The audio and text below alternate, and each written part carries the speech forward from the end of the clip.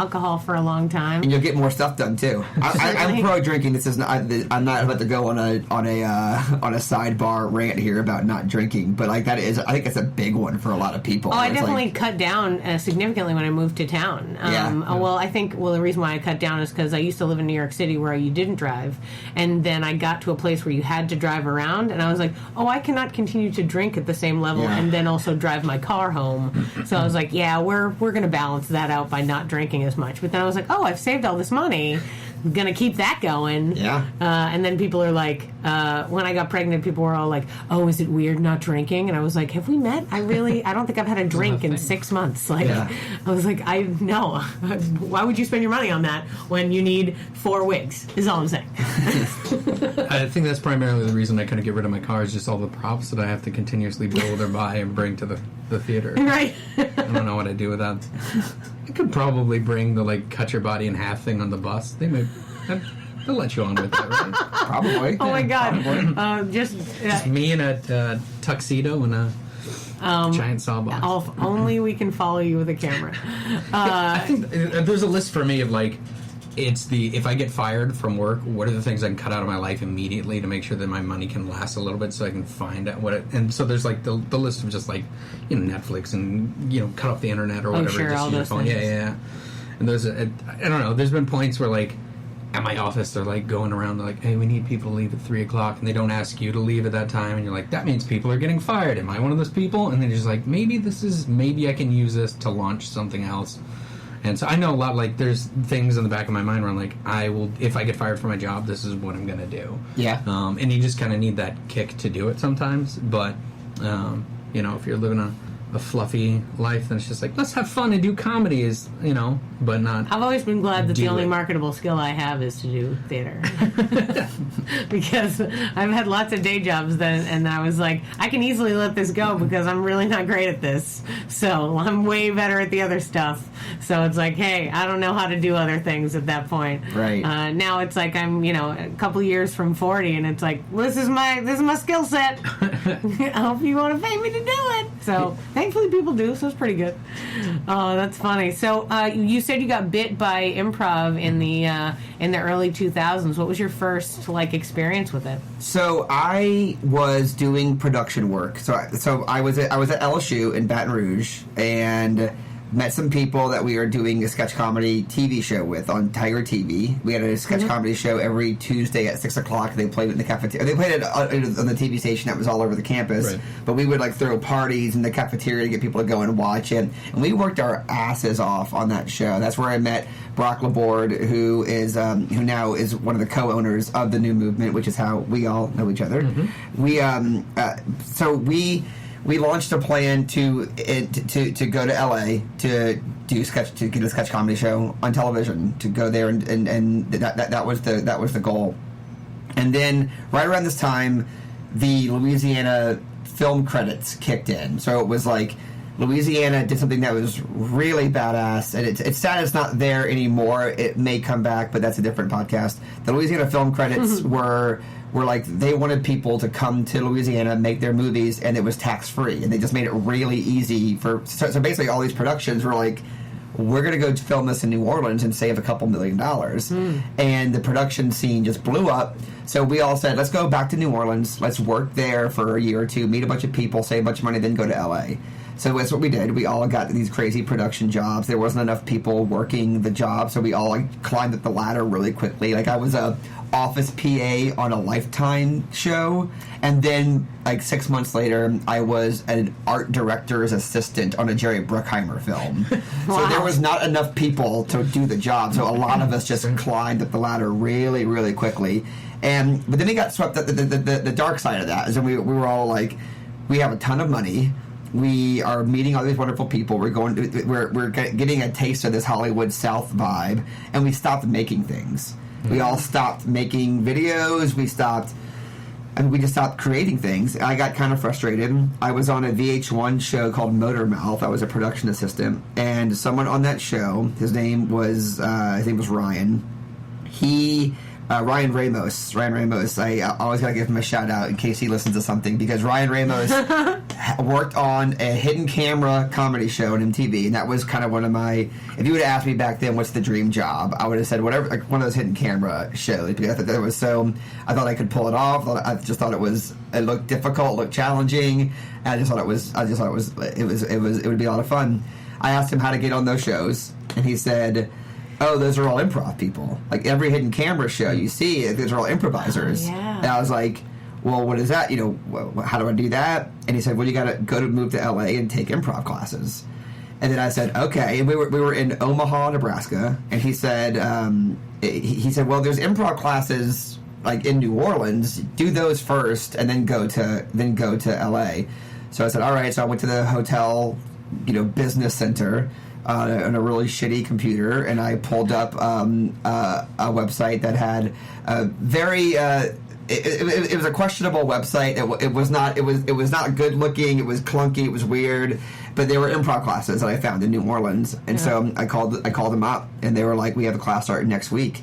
And I called my mom. I said, "Can I borrow $300 or whatever it was?" And she said, "Yeah." I signed up, took those classes, and then I got bit by it.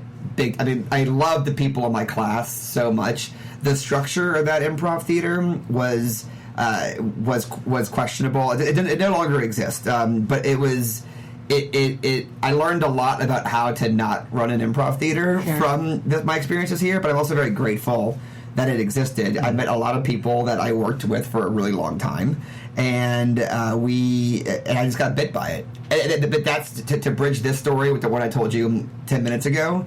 That's when I realized that I love this art form, but I do not love like what we're doing here. That's when I was like, how do I get to Chicago? Yeah. And that's when I sold the car and went to Chicago, and that's when it like really got into my system. So when you went to Chicago, what did you do in Chicago?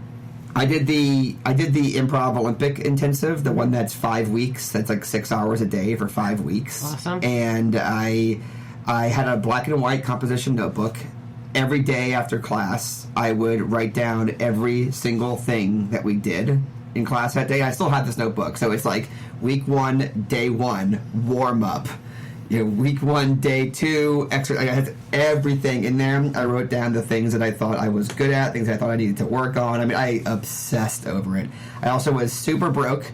I had lost all my money. I had kind of a sidebar thing in this story. I also had there was also a girl that I had off and on relationships with in college that had also moved to Chicago. So I was like, I'm also gonna go hang out with her. And I thought the whole thing was just perfect and beautiful, and that part never happened. Sure. So I ended up being like semi-homeless during the trip there, and I had some friends that let me crash on sofas. I had some all-nighters where I didn't go to sleep, and but I just obsessed over improv. You got a student ID that let you see shows for free. So class was over at 5. I went across the street and sat on top of this ATM machine that had like a covering over it that was slanted, so you can kind of like almost hide and lay down. And I would write down stuff there. I would go back to the theater at 7. I sat in the same seat every night for the entire summer. Watched every show that night.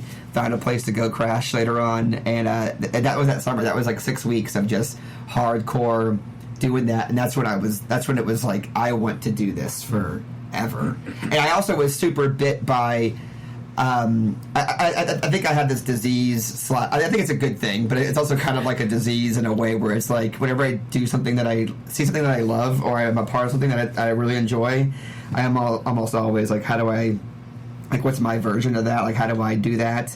And so the ultimate example of that was when it was like, it's kind of sad that I had to move to Chicago to do this.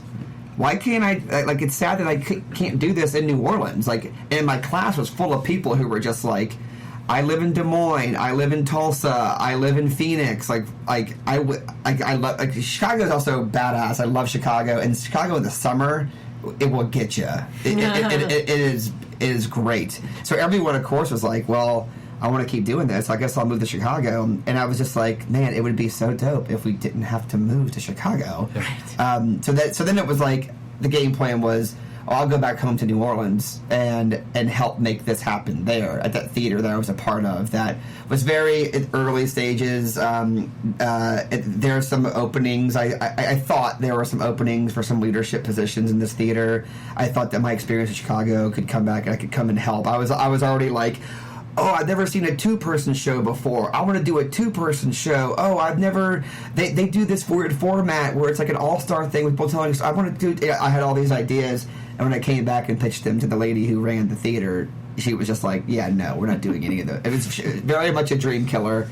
But then the next thing that happened was Hurricane Katrina went down in New Orleans, and so everyone got shoved away, right. And then I ended up in Austin, and then it was like, well, then we'll just do this here. Because at the time, and this is weird to say for people who are new-ish to Austin, at the time there was one place to do improv here. Yeah. It was the Hideout Theater, and they were doing improv one specific way, as they should. Every theater should have its identity and its like brand, but there wasn't very many people here at all doing like Chicago style long form, which is funny because people don't even say Chicago style anymore because almost everyone does long form. Yeah. But at the time it was like, oh, they are a Chicago style group. They're like, there's 2 Chicago style groups. It's just funny how that's not a thing anymore as this art form continues to evolve, and it will continue to evolve in tremendous ways that we won't be able to predict. I don't think. But yeah, so then I ended up here and took that black and white notebook and was like, I want to open up a thing here, and we kind of stumbled into it in I think another series of bizarre and very lucky ways. We stumbled into we meaning the group that was in New Orleans. We were called Coal Town Heroes. There was 9 of us, and 5 of us. Well, 4 of us ended up in Austin. Later, a 5th joined us, but then it was like we should do this here, and we all. I'll never forget, we met at... It's okay, I'm just going to keep going. Everyone kind of had different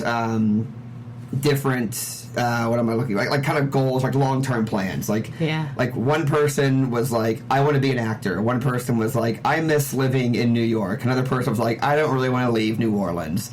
And I was like, I want to go back to Chicago to do improv because I had just left Chicago. I had just gotten bitten by it. The IO people were very nice to me post-storm. They were like, we'll let you skip ahead of classes. We'll give you an internship. Like a lot of it was like, a lot of the universe was saying like, come back to Chicago. We're going to make this very easy on you. And we all met at Trudy's by Spider House. Yeah. And we all were like, what are we going to do? Like, let's figure this out. And everyone kind of like got on the same page and was like, let's just see what happens here for like 6 months to a year. And then pretty soon after that, Tammy's, this is going to sound weird, but like Tammy's good friend, old business partner was pretty much like, I have an empty building. Do you want to go do shows in this empty building? And we were like, yes. Because we were, at the time, everyone did shows at the Hideout. We were doing as much as we possibly could at the Hideout. And our stuff was good, too. I remember, I think of those days very fondly. Like, our shows were really good. We had group mind, like, out of control because we had gone through a tragedy together. Yeah. We were all living together, pretty much. We were, it was through the roof. I think it was something really, really special.